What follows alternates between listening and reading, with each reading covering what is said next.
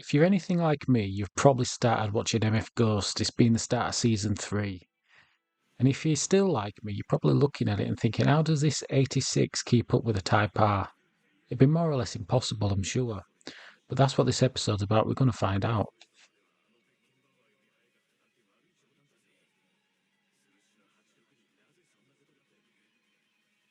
So first off, let's look at the stats for the Toyota GT86. The power's 197, that's modest, 151 pound-feet of torque.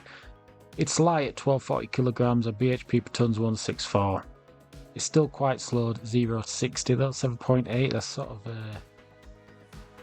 not too fast if I'm honest with you, and it's a rear-wheel drive car though, and its engine's at the front, so its balance should be optimal for the Nurburgring surely. And in comparison, the Civic Type R has got 316 horsepower, 295 pound-feet, 1,395 kilos, and its bhp per tonne's 227 with 5.6 knots 60 time. And this is front-wheel drive with a limited slip diff, so it does have the power, but it doesn't have that FR drivetrain, which is obviously a favourite with all driving enthusiasts. So will the Toyota live up to its reputation shown on the MFGhost anime? Or will the Type R with its extra power, will that take the lead? Let's find out. So here both cars are coming to the end of the outlap and they're about to begin the fast lap. Both laps have been imposed into one, so you can see the ghost of each car as they tackle the course. So as they start to begin the lap now, as they cross this mark here, the Type R takes the lead initially. And it starts to show its the excessive power it has compared to the GT86. They're both brilliant at cornering, but the Type R, with this extra power, it's got more or less 320 brake horsepower. That's 120 more than the GT86. And the Type R has no problem putting that power down. So as you can see, it rockets away straight away. And the GT86 is playing catch up. Now we're all thinking, can the front wheel drive Type R, can it keep the GT86 at bay when it comes to the corners? And as you can see, here are the corners, and it's not a problem for the Type R. It just simply isn't. In fact, the Type R is excellent at cornering.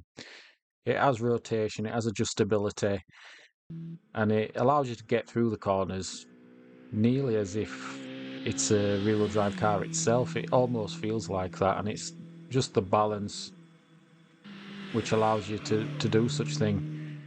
In fact, I'd say it's got just as much balance as the GT86.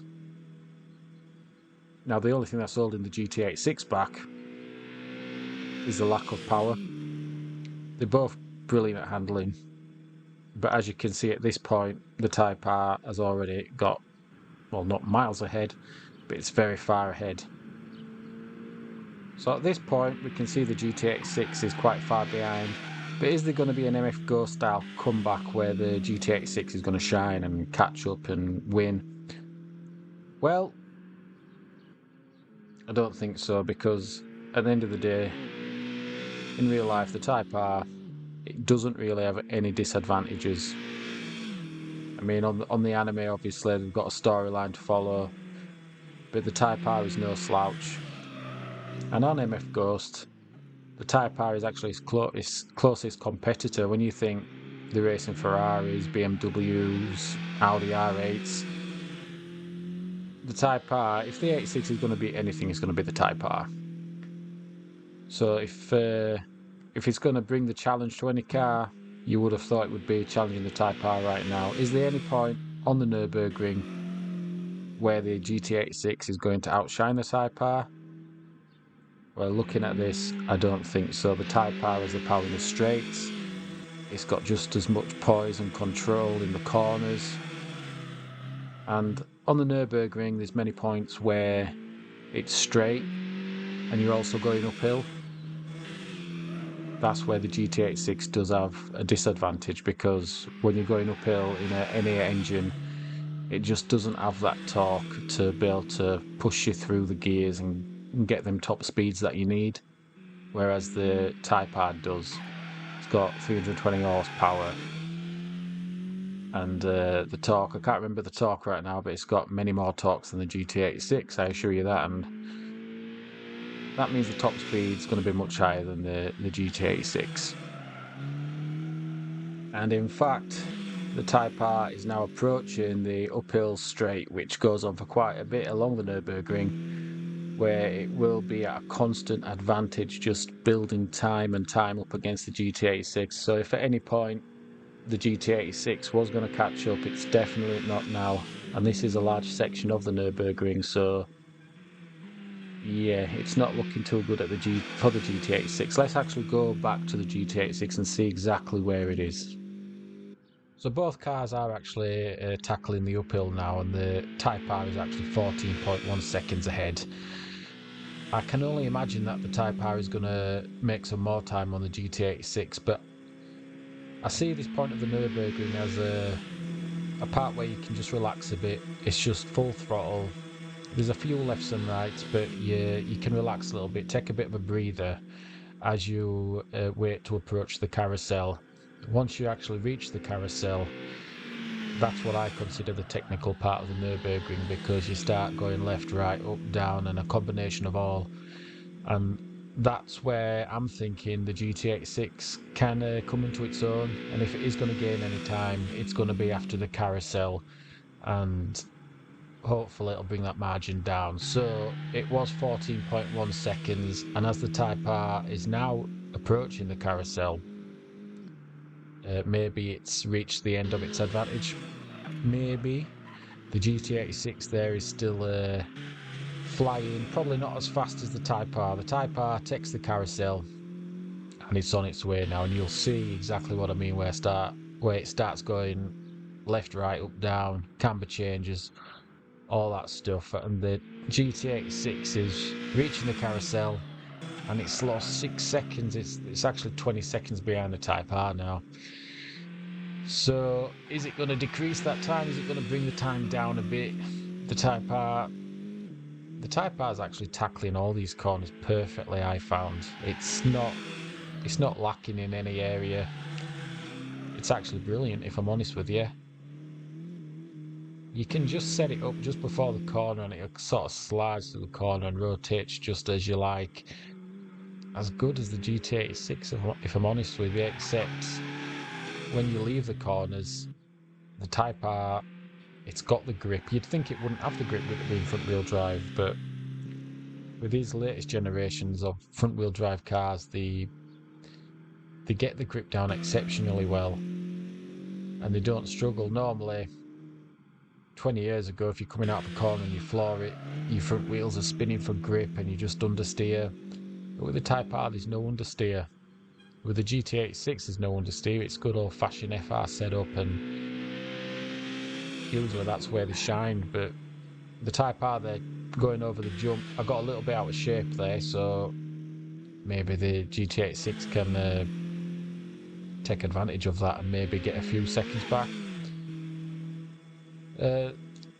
Maybe with the GT86, when it hasn't got that much power, there's more of a margin to not make so many errors. Maybe that's going for the GT86. But the Type R has actually gained another 5 seconds as it's approaching the last few corners before the straight. On the straight, there's no way the GT86 is going to keep up. It's 120 horsepower down. It's something like 100 pound-feet down, if not more. So the top speed is going to be there for the Type R to just pull even further ahead. And the Type R is actually entering the straight now. It's made another 3 seconds up as it enters the straight here. And now the Type R just has to keep the throttle planted to the ground. And the GT86 is just leaving the mini carousel. And itself will be entering the straight soon. But the Type R is already there. It's already reaching its high speed. And we're going to show the top speeds now. The top speeds each car got to. The Type R got to 166 miles an hour. And the GT86 was over 30 miles an hour slower than it at its top speed. So on all that straight, the Type R was pulling time. And the Type R is now taking the last few corners before it takes before it goes over the finish line, basically, and it's a job well done. It's shown no lack of performance in any area. Normally there's a bit of give and take. Some cars are better in some sections of the track, some cars are better at certain situations, either corner, entry, exit. But the Type R held its own. And the GT86 now, it's reached the end of the straight. Itself is coming to the last few corners, hopefully with its head held high, which I think its head is held high because at the end of the day it's got no turbo like the Type R. It's only got 200 horsepower. It's done what it can with what it's got, and it was still a true driver's car.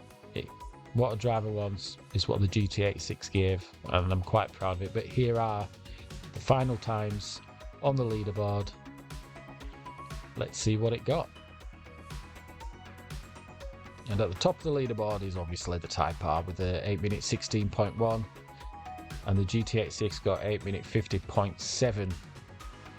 If you did like today's show and you want to watch more, I will be doing more, so make sure you subscribe. You'll get your name on that board in the back of the Hotlapper studio, and I'll see you next time.